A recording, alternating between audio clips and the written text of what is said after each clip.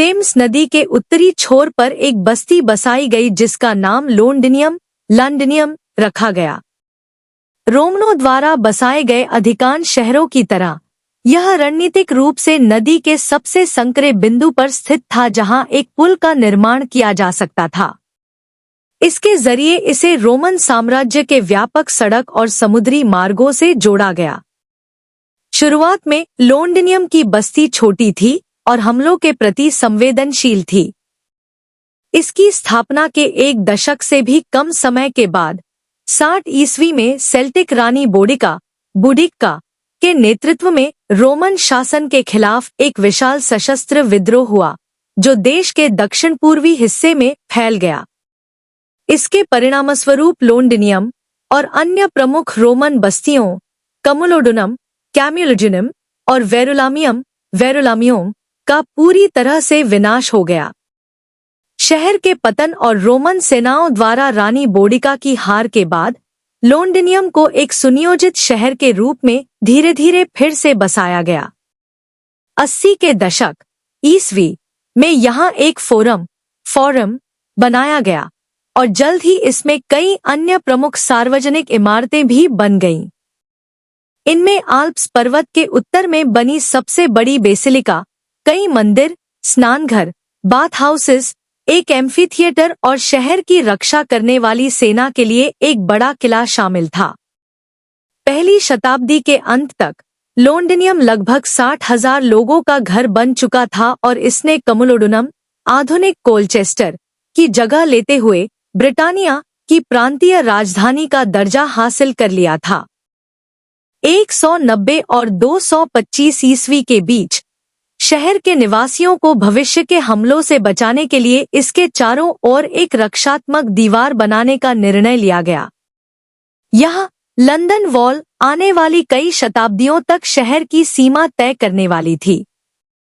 इसमें शहर के 7 ऐतिहासिक द्वारों गेट्स में से 6 को शामिल किया गया था: लुडगेट, न्यूगेट, एल्डर्सगेट, क्रिपलगेट, बिशप्सगेट और एल्डगेट। मूरगेट को बाद में मध्ययुगीन काल में जोड़ा गया। हालांकि 5वीं शताब्दी तक रोमन साम्राज्य का तेजी से पतन होने लगा था और 410 ईस्वी में अंतिम रोमन सैन्य टुकड़ी लीजन ब्रिटेन से विदा हो गई। इसके साथ ही द्वीप पर लगभग 400 वर्षों के रोमन कब्जे का अंत हो गया।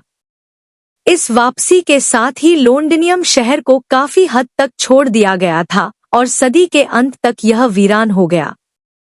ब्रिटेन में एंग्लो सैक्सन के आने के बाद ही लंदन शहर को एक नया जीवन मिला। प्रायोजक संदेश बटा स्पॉन्सर ब्रेक।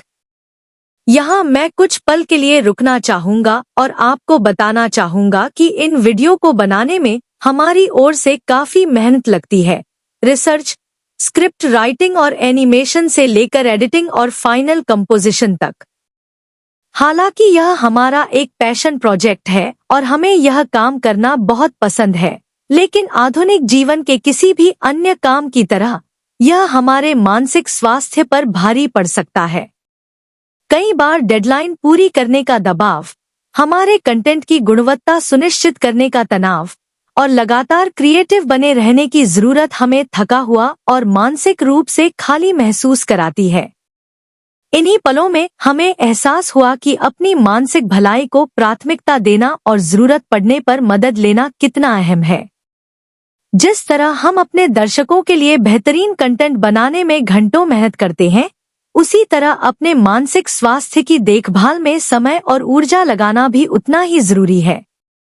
चाहे जरूरत पड़ने पर ब्रेक लेना हो, खुद की देखभाल करना हो या पेशेवर मदद मांगना हो, हमने सीखा है कि हमारे व्यक्तिगत और व्यावसायिक दोनों तरह के जीवन के लिए मानसिक स्वास्थ्य पर ध्यान देना बहुत जरूरी है।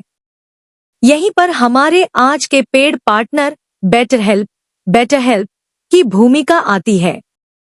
बेटरहेल्प एक ऑनलाइन थेरेपी प्लेटफॉर्म है जो थेरेपी शुरू करने को आसान और बहुत कम डरावना बनाता है। बेटरहेल्प के साथ आप फोन कॉल, वीडियो चैट या यहाँ तक कि मैसेजिंग के जरिए भी थेरेपी सेशन ले सकते हैं, जो भी तरीका आपके लिए सबसे आरामदायक हो। वे आपको आपके नेटवर्क में 1000 से अधिक प्रमाणित थेरेपिस्ट्स में से आपकी जरूरतों, प्राथमिकताओं और लोकेशन के आधार पर किसी एक से मिला सकते हैं। इससे आपको ऐसी विशेषज्ञता तक पहुंच मिलती है जो शायद आपके शहर में उपलब्ध न हो। अगर आपको लगता है कि आपका थेरेपिस्ट आपके लिए सही नहीं है, तो आप बिना किसी अतिरिक्त लागत के अपनी सेटिंग्स में एक बटन क्लिक करके अपना थेरेपिस्ट बदल सकते हैं। उन 40 लाख से ज्यादा लोगों से जुड़े जिन्होंने स्वस्थ और खुशहाल जीवन जीने के लिए बेटरहेल्प का इस्तेमाल किया है। betterhelp.com दिस इज हिस्ट्री पर जाएं या साइन अप के समय दिस इज हिस्ट्री चुनें और अपने पहले महीने की थेरेपी पर विशेष छूट पाएं। कहानी पर वापसी। जब 5वीं और 6वीं शताब्दी में ये जर्मनिक जनजातियां उत्तरी सागर पार करके, जो अब उत्तरी जर्मनी और डेनमार्क है, आईं, तो उन्होंने शुरुआत में वीरान रोमन शहर को वैसे ही छोड़ दिया और रोमन दीवारों के पश्चिम में लुंडेनविक, लंडनविक नाम की अपनी बस्ती बसाने पर ध्यान केंद्रित किया। यह इलाका आज के कोवेंट गार्डन के आसपास का है। 7वीं सदी के अंत तक इसकी आबादी लगभग 10,000 लोगों की हो चुकी थी और यहाँ एक फलता फूलता बंदरगाह था। इसके साथ ही यहाँ सेंट पॉल कैथेड्रल का पहला संस्करण भी बना, जिसकी स्थापना वर्ष 604 में लंदन के पहले पोस्ट रोमन बिशप मेलिटस ने की थी। शहर में एक ईसाई पूजा स्थल की मौजूदगी ने आने वाले दशकों में मूर्ति पूजक एंग्लो-सैक्सन लोगों को ईसाई धर्म अपनाने के लिए प्रेरित किया। हालांकि 9वीं शताब्दी तक इस समृद्ध व्यापारिक केंद्र और लुंडेनविक में रखे गए धार्मिक खजानों ने समुद्र पार के अन्य मूर्ति पूजक लोगों, पेगन्स, का ध्यान आकर्षित करना शुरू कर दिया, जो इस संपत्ति को हथियाने पर आमादा थे। ब्रिटेन में वाइकिंग युग की शुरुआत 793 में लिंडिस्फान के मठ पर एक प्रसिद्ध हमले से हुई थी और इसके कुछ ही समय बाद ब्रिटिश द्वीप समूह के खजाने से भरे अन्य पूजा स्थल भी उनके हमलों का शिकार हो गए। लंदन भी इसका अपवाद नहीं था। 830 के दशक में यहाँ पहला वाइकिंग हमला दर्ज किया गया। आने वाले वर्षों में इन छापों की संख्या और तीव्रता बढ़ती गई, जब तक कि वाइकिंग्स ने लूटपाट से आगे बढ़कर सीधा आक्रमण करने की रणनीति नहीं अपना ली। वर्ष 871 में ग्रेट हीदन आर्मी ने लंदन पर कब्जा कर लिया, जिसने कथित तौर पर पुरानी रोमन दीवारों के भीतर अपना शिविर लगाया था। 886 तक अल्फ्रेड द ग्रेट के नेतृत्व में अंग्रेजी सेनाओं ने शहर पर फिर से कब्जा कर लिया। अल्फ्रेड ने आदेश दिया कि सैक्सन बस्ती लुंडेनविक को वापस पुरानी रोमन शहर की दीवारों के भीतर ले जाया जाए। इसके बाद किलेबंदी और टेम्स नदी पार करने वाले पुल का पुनर्निर्माण किया गया और बस्ती का नाम बदलकर लंडनबर्ग रख दिया गया। शहर के आकार और व्यावसायिक संपत्ति का मतलब था कि आने वाली सदियों में इसके महत्व में लगातार वृद्धि हुई। हालांकि इसे पारंपरिक एंग्लो-सैक्सन राजधानी विंचेस्टर से राजनीतिक प्रमुखता के लिए प्रतिस्पर्धा का सामना करना पड़ा। 10वीं और 11वीं सदी की शुरुआत में वाइकिंग्स के और हमलों का सामना करने के बावजूद लंदन बरकरार रहा। राजा एडवर्ड द कन्फेसर के आदेश पर वेस्टमिंस्टर एब्बे की नींव के साथ यह शाही सत्ता का एक नया केंद्र बन गया। चर्च 1060 के आसपास बनकर तैयार हुआ और जनवरी 1066 में एडवर्ड की मृत्यु से कुछ समय पहले ही इसका अभिषेक किया गया था। इसके बाद वेस्टमिंस्टर एब्बे देश में शाही धार्मिक समारोहों का केंद्र बन गया। राजा एडवर्ड इस चर्च में दफनाए जाने वाले 18 सम्राटों में से पहले थे और उनके उत्तराधिकारी किंग हेरोल्ड गॉडविंसन उसी इमारत में ताज पहनने वाले 40 राजाओं और रानियों में से पहले बने।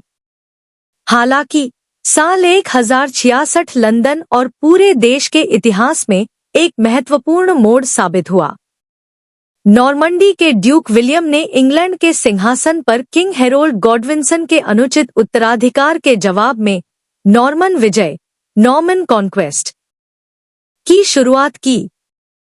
खुद को सही उत्तराधिकारी मानते हुए विलियम ने इंग्लैंड पर आक्रमण किया। बैटल ऑफ हेस्टिंग्स में हेरोल्ड की एंग्लो-सैक्सन सेना को हराया और फिर क्रिसमस के दिन 1066 में वेस्टमिंस्टर एब्बे में खुद को नए राजा के रूप में ताज पहनाने के लिए लंदन की ओर कूच किया। नई नॉर्मन सत्ता के तहत मूल आबादी को दबाने के लिए पूरे देश में किले बनाए गए।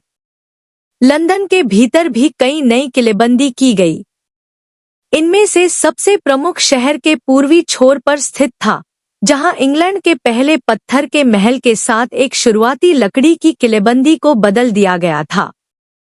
उस बिंदु से टावर ऑफ लंदन, जैसा कि इसे बाद में जाना गया, को आने वाले दशकों और सदियों में काफी विस्तारित किया गया।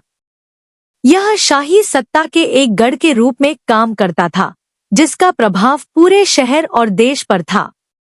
इस समय तक लंदन पूरे इंग्लैंड का सबसे बड़ा और सबसे महत्वपूर्ण शहर बन चुका था, हालांकि इसे अभी तक देश की राजधानी नहीं माना जाता था। विंचेस्टर ने यह मानद उपाधि बरकरार रखी थी क्योंकि शाही सत्ता से जुड़े अधिकांश संस्थान वहीं स्थित थे। 11वीं सदी में एक भयानक आग से विंचेस्टर का एक बड़ा हिस्सा नष्ट होने के बाद ही शाही कार्यालय लंदन चले गए। 1097 में शहर के शाही संबंधों को और मजबूती मिली जब राजा विलियम द्वितीय ने वेस्टमिंस्टर हॉल का निर्माण शुरू किया, जिसका मूल उद्देश्य संसद की बैठक की जगह होने के बजाय राजा के लिए एक निवास स्थान होना था। मध्ययुगीन काल मेडिवल पीरियड के दौरान लंदन का विकास तेजी से हुआ। इसकी आबादी 1100 ईस्वी में 15,000 से बढ़कर 1300 ईस्वी तक 80,000 से अधिक हो गई। अपनी मूल आबादी के अलावा यह शहर कई विदेशी समुदायों का भी घर था, जिनमें फ्रांसीसी शराब व्यापारी, फ्लेमिश कपड़ा व्यापारी और डेनिश तथा जर्मन नाविक शामिल थे। शहर में एक बड़ी यहूदी आबादी भी रहती थी, जो 1070 के आसपास नॉर्मन विजय के बाद देश में प्रवेश करने के बाद यहां बस गई थी। इस समय अधिकांश लंदन अभी भी शहर की दीवारों तक ही सीमित था, हालांकि नदी के दक्षिण के क्षेत्र, जिसका नाम साउथवॉक था, का भी महत्व बढ़ रहा था। नदी पार करने के लिए एक लकड़ी का पुल था जो सदियों से विभिन्न रूपों में मौजूद था, लेकिन 1176 में लकड़ी के पुल की जगह एक अधिक स्थायी पत्थर के ढांचे ने ले ली। 1209 में पूरा होने पर इस न्यू लंदन ब्रिज के दक्षिणी छोर पर एक गेट हाउस था और इसके दोनों ओर घर बने हुए थे, जो कई मंजिल ऊंचे थे और नदी के ऊपर लटके हुए थे। 600 से अधिक वर्षों तक पैदल टेम्स नदी पार करने का यह एकमात्र तरीका रहा। लंदन का विकास न केवल भौतिक निर्माण द्वारा, बल्कि इसकी राजनीतिक संस्थाओं की स्थापना द्वारा भी चिह्नित किया गया था। शहर के पहले रिकॉर्ड किए गए मेयर हेनरी फिट्जएल्विन ने 1189 में पदभार संभाला। राजनीतिक प्रतिनिधित्व के लिए शहर के अधिकार की पुष्टि 1215 में राजा जॉन द्वारा हस्ताक्षरित मैग्ना कार्टा में की गई थी। इसने औपचारिक रूप से लंदन के अद्वितीय विशेषाधिकारों की घोषणा की, इसे देश के बाकी हिस्सों के शासन से अलग कर दिया और शाही सत्ता के बजाय अपने ही नागरिकों द्वारा स्वतंत्र शासन सुनिश्चित किया। लंदन द्वारा अपनी स्वतंत्रता की रक्षा के पीछे मुख्य कारण इसके बाजारों से बहने वाला मूल्यवान व्यापार था। इंग्लैंड के लगभग सभी अमीर व्यापारी लंदन में रहते थे और उन्होंने अपने व्यवसायों का समर्थन करने वाले कारीगरों के साथ मिलकर खुद को गिल्ड्स बटा संघों में व्यवस्थित किया। इन गिल्ड्स ने अपने अपने व्यापार को विनियमित किया और विभिन्न व्यवसायों में लगातार मानकों को सुनिश्चित किया। इनमें से सबसे पुराने वीवर्स कंपनी को 1155 में रॉयल चार्टर दिया गया था, और पिछले कुछ वर्षों में मर्सर्स, ब्रूअर्स, गोल्डस्मिथ्स, आयरन मॉन्जर्स, बुचर्स और प्लम्बर सहित कई अन्य गिल्ड्स शामिल हुए।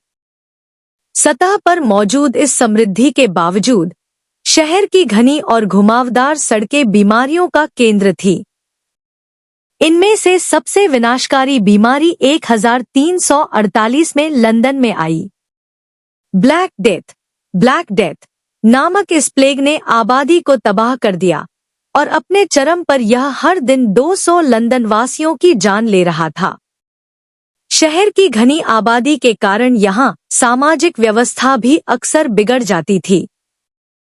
मध्य युग के दौरान अनगिनत दंगे और विद्रोह हुए, लेकिन 1381 के किसानों के विद्रोह, पीजेंट्स रिवोल्ट, से ज्यादा प्रमुख कोई नहीं था। इसमें कई हजार ग्रामीण लोगों की सेना ने उन पर लगाए गए अत्यधिक करों, टैक्स का विरोध करने के लिए लंदन की ओर मार्च किया।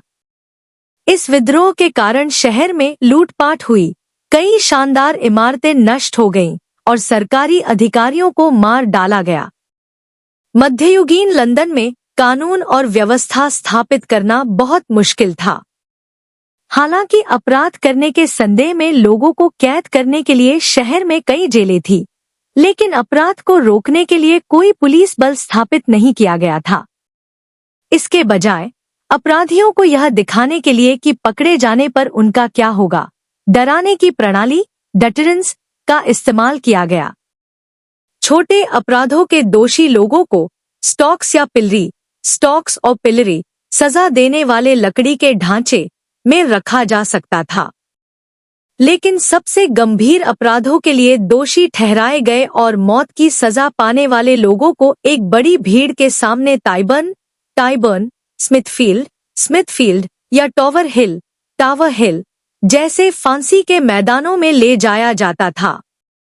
16वीं सदी की शुरुआत और इंग्लैंड के सिंहासन पर ट्यूडर राजवंश, टुडर डायनेस्टी के आने ने लंदन के इतिहास में एक महत्वपूर्ण मोड़ ला दिया। यह अब दुनिया के सबसे बड़े और महत्वपूर्ण शहरों में से एक बन गया था। लंदन के सबसे शुरुआती कार्टोग्राफिक नक्शे वाले प्रतिनिधित्व इसी दौरान सामने आए, जो शहर के बढ़ते पैमाने को दर्शाते हैं। फ्लेमिश कलाकार एंटोन वैन डेन विंगार्डे ने 1543 में लंदन की एक नयनाभिराम छवि, पैनोरमिक इमेज, बनाई थी, जिसमें दिखाया गया था कि शहर अपनी दीवारों की सीमा से परे फैलने लगा था, विशेष रूप से पश्चिम की ओर वेस्टमिंस्टर में सरकारी सत्ता के केंद्र की ओर। इस अवधि के दौरान शहर की आबादी में भारी उछाल आया। 1530 में 50,000 की आबादी 1603 तक 200,000 से अधिक हो गई। यह वृद्धि काफी हद तक वाणिज्य के केंद्र के रूप में लंदन के बढ़ते महत्व के कारण थी, जिसने उच्च वेतन और भाग्य बनाने की संभावना के आकर्षण के साथ देश भर के लोगों को आकर्षित किया। लंदन का व्यापारिक संपर्क पश्चिमी यूरोप के अपने तत्काल पड़ोसियों से भी आगे निकल गया, जिसमें रूस, अमेरिका, अफ्रीका और भारत शामिल थे। कई व्यापारियों ने खुद को मस्कोवी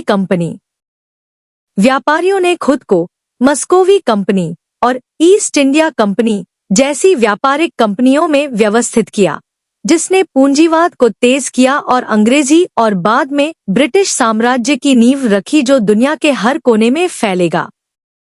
जब ट्यूडर काल के लंदनवासी पैसे नहीं कमा रहे होते थे, तो वे इसे शहर के कई मनोरंजन प्रतिष्ठानों में खर्च करने में व्यस्त रहते थे। सराय और वेश्यालय कई सदियों से मौजूद थे, लेकिन इस दौर से उभरने वाली सबसे परिभाषित सांस्कृतिक पेशकश थिएटर थी। शुरुआत में जो थिएटर सराय और उच्च वर्गों के घरों तक सीमित थे, वे इतने लोकप्रिय हुए कि उनके लिए समर्पित थिएटर बनाए गए।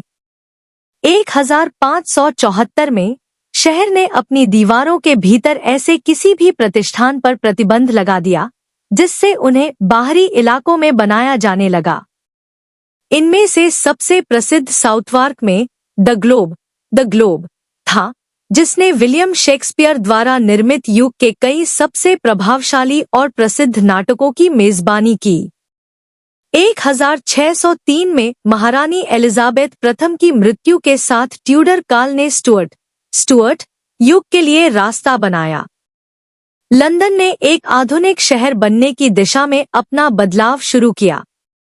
हालांकि यह परिवर्तन 17वीं सदी के दौरान कई विघटनकारी राजनीतिक और सामाजिक घटनाओं के कारण ही संभव हो सका। इनमें से पहली घटना 1605 में हुई, जब असंतुष्ट अंग्रेजी कैथोलिकों के एक समूह ने 5 नवंबर को संसद के राज्य उद्घाटन के दौरान राजा जेम्स प्रथम और उनकी सरकार को उड़ाने का प्रयास किया। गाय फॉक्स को इमारत के तहखाने में बारूद के बैरल के साथ पकड़ लिया गया और यह साजिश नाकाम हो गई। इसके बाद वेस्टमिंस्टर में साजिशकर्ताओं के मुकदमे और फांसी ने आने वाली अन्य खूनी घटनाओं के लिए मंच तैयार कर दिया। जब राजा जेम्स प्रथम के बेटे चार्ल्स प्रथम को 1625 में सिंहासन विरासत में मिला, तो उसने जल्द ही अपने निरंकुश शासन से संसद के कई सदस्यों को अलग-थलग कर दिया, जो अंततः 1642 में पूरे देश में एक भयंकर गृह युद्ध के रूप में उबल पड़ा। लंदन के निवासियों ने जल्द ही खुद को संसदीय कारण के पक्ष में घोषित कर दिया और शाही हमले से बचाने के लिए शहर के चारों ओर किलेबंदी का एक नेटवर्क बनाया। कुछ ही वर्षों में ज्वार संसद के पक्ष में मुड़ गया और राजा चार्ल्स प्रथम को पकड़ लिया गया। 30 जनवरी 1649 को लंदन के बैंक्वेटिंग हाउस के बाहर राजा का सिर धड़ से अलग करके उन्हें फांसी दे दी गई। इसके बाद के दशक में लंदन देश का राजनीतिक केंद्र बना रहा, हालांकि इसे 1660 तक गणतंत्र के रूप में शासित किया गया। 1660 में राजशाही बहाल हुई और राजा चार्ल्स द्वितीय को अगले वर्ष वेस्टमिंस्टर एब्बे के अंदर ताज पहनाया गया। फिर भी लंदन एक खतरनाक और अस्थिर जगह बना रहा। वर्ष 1665 में यहाँ प्लेग की भयानक बीमारी फैली, जिसने चौंका देने वाले 60,000 लोगों की जान ले ली। हालात तब और बदतर हो गए जब अगले वर्ष 1666 में शहर में एक भयानक आग, ग्रेट फायर, फैल गई, जिसने पुरानी मध्ययुगीन दीवारों के भीतर मौजूद शहर के बड़े हिस्से को नष्ट कर दिया। आग के बाद भवन निर्माण नियम पेश किए गए और शहर को मुख्य रूप से पत्थर और ईंट से फिर से बनाया गया। यह ज्यादातर प्रक्रिया युग के प्रसिद्ध वास्तुकार सर क्रिस्टोफर रेन की देखरेख में की गई, जिन्होंने शहर के भीतर सेंट पॉल कैथेड्रल और 52 अन्य चर्चों का पुनर्निर्माण किया। साथ ही आग की याद में एक स्मारक भी बनाया, जो आज भी खड़ा है। आगे के निर्माण कार्य में लंदन के वेस्ट एंड का विकास देखा गया, जो कुलीन अभिजात वर्ग के लिए नया खेल का मैदान बन गया। उन्होंने कोवेंट गार्डन और सेंट जेम्स जैसे क्षेत्रों में हवेलियां, थिएटर और कॉफी हाउस बनाए। इसने वेस्टमिंस्टर में शाही दरबार के आसपास के अधिक शानदार उच्च वर्ग क्षेत्र और मध्यम वर्ग के व्यापारिक लंदन शहर के अलगाव को मजबूत किया। 17वीं सदी के अंत तक लंदन में bank of England, east India company और बीमा फर्म लॉयड्स ऑफ लंदन के मुख्यालय थे। इन सभी ने उस अंतर्राष्ट्रीय व्यापार को समर्थन देने में महत्वपूर्ण भूमिका निभाई जो पूर्व की ओर फैलते डॉकलैंड्स, बंदरगाहों से बाहर निकलता था। 18वीं सदी की शुरुआत के साथ लंदन की आबादी बढ़कर 5 लाख हो गई थी। इनमें से एक बड़ा अल्पसंख्यक हिस्सा लंदन के बढ़ते अप्रवासी समुदायों का था, जिसमें न केवल आयरिश और यहूदी जैसे अन्य यूरोपीय शामिल थे, बल्कि अफ्रीका, कैरिबियन और एशिया जैसे दूर के लोग भी शामिल थे। शहर के निरंतर विस्तार के साथ इस अवधि के दौरान लंदन के कुछ सबसे प्रतिष्ठित स्थल वजूद में आए। 1732 में 10 डाउनिंग स्ट्रीट प्रधानमंत्री का आधिकारिक निवास बन गया, जिसमें रॉबर्ट वालपोल इमारत में रहने वाले पहले व्यक्ति थे। और बकिंघम पैलेस को जॉर्ज तृतीय द्वारा खरीदा गया और 1761 में शाही निवास के रूप में फिर से तैयार किया गया। लंदन ब्रिज पर भीड़ भाड़ कम करने के लिए टेम्स पर और भी पुल बनाए गए। 1750 में वेस्टमिंस्टर ब्रिज और 1769 में ब्लैकफ्रियर्स ब्रिज खुला। जब 19वीं सदी आई तो लंदन दुनिया का सबसे बड़ा शहर बन चुका था और यहाँ 10 लाख से ज्यादा लोग रहते थे, जो सदी के अंत तक बढ़कर 67 लाख हो जाएंगे। महानगर के विस्तार में औद्योगिक क्रांति इंडस्ट्रियल रेवोल्यूशन ने बहुत बड़ी भूमिका निभाई, क्योंकि काम की तलाश में ग्रामीण इलाकों के लोग शहर की ओर उमड़ पड़े। हालांकि कई लोगों को भीड़ भाड़ वाली और गरीबी से ग्रस्त मलिन बस्तियों स्लम्स में धकेल दिया गया, जिन्हें चार्ल्स डिकेंस के उपन्यास ओलिवर ट्विस्ट में अमर कर दिया गया है। जैसे जैसे शहर की आबादी बढ़ी, वैसे वैसे अपराध दर भी बढ़ी। 1829 में तत्कालीन गृह सचिव और भविष्य के प्रधानमंत्री रॉबर्ट पील ने मेट्रोपॉलिटन पुलिस की स्थापना की, जो पूरे शहरी क्षेत्र में सेवा देगी। आने वाले दशकों में यह बल लंदन के कुछ सबसे कुख्यात अपराधों को सुलझाने में शामिल होगा, जैसे कि जैक द रिपर का मामला, जिसने 1880 के दशक के अंत में ईस्ट एंड में आतंक मचाया था। इस समय के दौरान लंदन का सबसे बड़ा बदलाव रेलवे के आगमन के साथ हुआ। रेलवे ट्रैक्स के नेटवर्क ने लंदन के आसपास विकसित हो रहे मध्यम वर्गीय उपनगरों को शहर के केंद्र के मुख्य रेलवे टर्मिनलों जैसे Euston, Paddington, Waterloo, King's Cross और सेंट पैंक्रस से जोड़ दिया। इसके बदले वे भूमिगत ट्यूब अंडरग्राउंड ट्यूब नेटवर्क से जुड़ गए। 1851 में लंदन ने क्रिस्टल पैलेस में महान प्रदर्शनी ग्रेट एग्जीबिशन की मेजबानी की, जिसने युग के तकनीकी और सांस्कृतिक चमत्कारों का प्रदर्शन किया। यह मेला बेहद सफल रहा, जिसने दुनिया भर से 60 लाख आगंतुकों को आकर्षित किया और अपने शाही प्रभुत्व के चरम पर ब्रिटेन का प्रचार किया। 19वीं शताब्दी के दौरान Trafalgar Square, Big Ben, House of Parliament और टावर ब्रिज जैसे अन्य उल्लेखनीय लंदन स्थल बनाए गए थे। लंदन दुनिया को अपनी जो भव्यता और शान दिखा रहा था, उसके बावजूद शहर खुद अपने अधिकांश निवासियों के लिए एक गंदा और अस्वच्छ स्थान बना हुआ था। इस अवधि के दौरान अक्सर हैजा, कॉलरा जैसी बीमारियां फैलती थी। 1858 में टेम्स नदी, जिसका उपयोग हमेशा शहर के सीवेज और औद्योगिक कचरे को बहाने के लिए किया जाता था, अपने चरम पर पहुंच गई और इससे इतनी भयंकर बदबू पैदा हुई कि लोगों ने इसे द ग्रेट स्टिंक, महान दुर्गंध कहा। शहर की इस गंदगी की समस्या का समाधान सिविल इंजीनियर जोसेफ बाज़लगेट ने निकाला, जिन्होंने लंदन के कचरे को दूर पूर्व की ओर ले जाने के लिए एक आधुनिक सीवर प्रणाली के निर्माण का आयोजन किया। इससे हैजा के प्रकोप का अंत हो गया और माना जाता है कि उनके काम ने किसी भी अन्य विक्टोरियन अधिकारी के प्रयासों से अधिक लोगों की जान बचाई।